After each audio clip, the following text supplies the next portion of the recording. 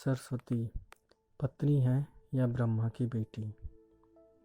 आप सबको मालूम होगा कि हिंदू धर्म में ब्रह्मा, विष्णु और महेश को सृष्टि के निर्माता और पालक संहारक के रूप में जाना जाता है। सरस्वती पुराण में जब भगवान ब्रह्मा सृष्टि का निर्माण कर रहे थे तो अपने मन से उन्होंने माता सरस्वती का निर्माण किया। सरस्वती की कोई माँ नहीं थी, उनका जन्म भगवान ब्रह्मा के मन से हुआ था। इस निर्माण प्रक्रिया के दौरान भगवान ब्रह्मा माता सरस्वती के रूप से आकर्षित हो गए। तब देवलोक में उनकी बहुत निंदा हुई। हालांकि इसके बावजूद ब्रह्मा ने सरस्वती से विवाह किया।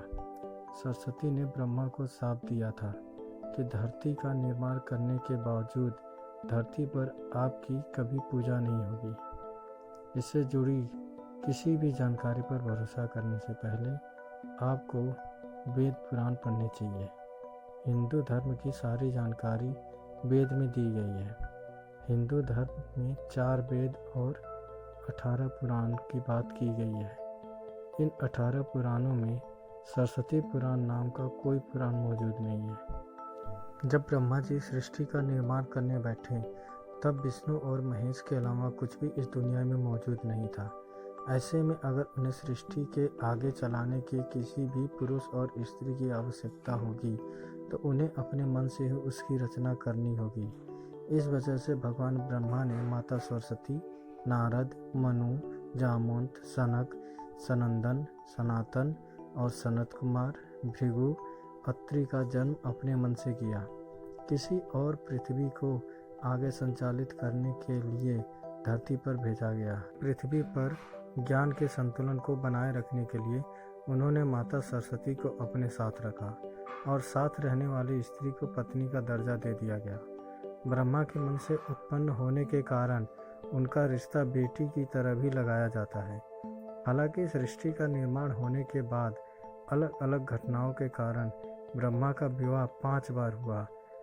इस वजह से उनकी कुल 5 पत्नियां हैं, जिसमें सरस्वती, सावित्री, गायत्री, श्रद्धा और मेघा है।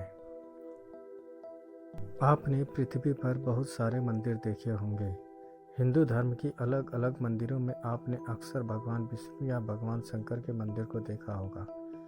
आपने कभी भी भगवान ब्रह्मा के मंदिर को नहीं देखा होगा। ऐसे में आपको बता दें कि राजस्थान के पुष्कर में भगवान ब्रह्मा का एक मंदिर है। वह मंदिर 3 झीलों से घिरा हुआ है और माना जाता है कि यह भगवान ब्रह्मा के कमल से बना है। प्रचलित कथा के मुताबिक सृष्टि का निर्माण करने के बाद वज्रनाश नाम का एक राक्षस धरती पर खूब उत्पात मचाया था। जब इस राक्षस ने ब्रह्मा के साथ बदतमीजी शुरू की तब ब्रह्मा जी ने वज्रनाश का वध कर दिया और इस दौरान उनके कमल के 3 टुकड़े धरती पर आकर गिरे, जिससे बड़े बड़े झील बन गए।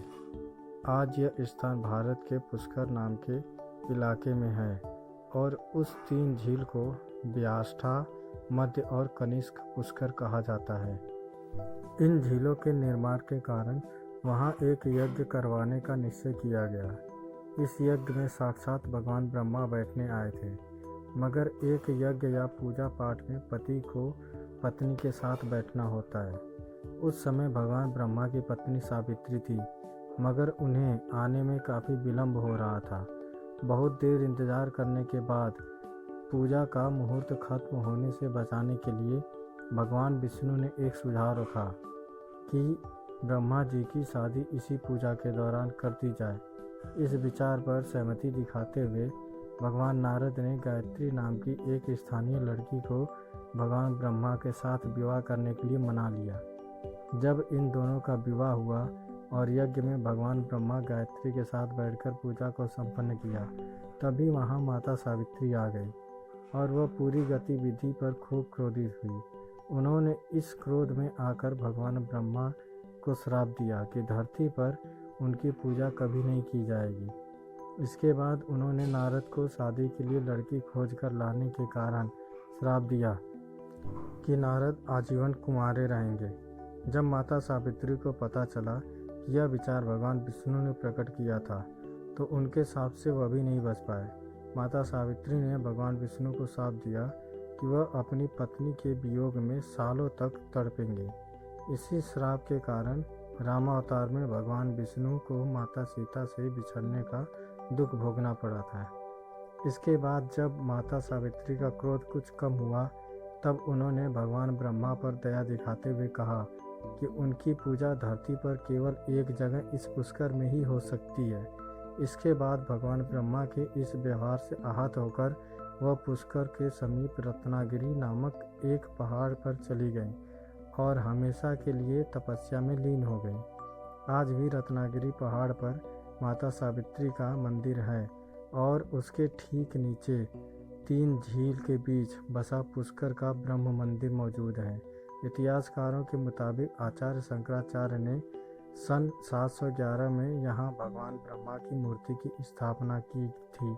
इससे पहले यहाँ बिना मूर्ति की पूजा होती थी।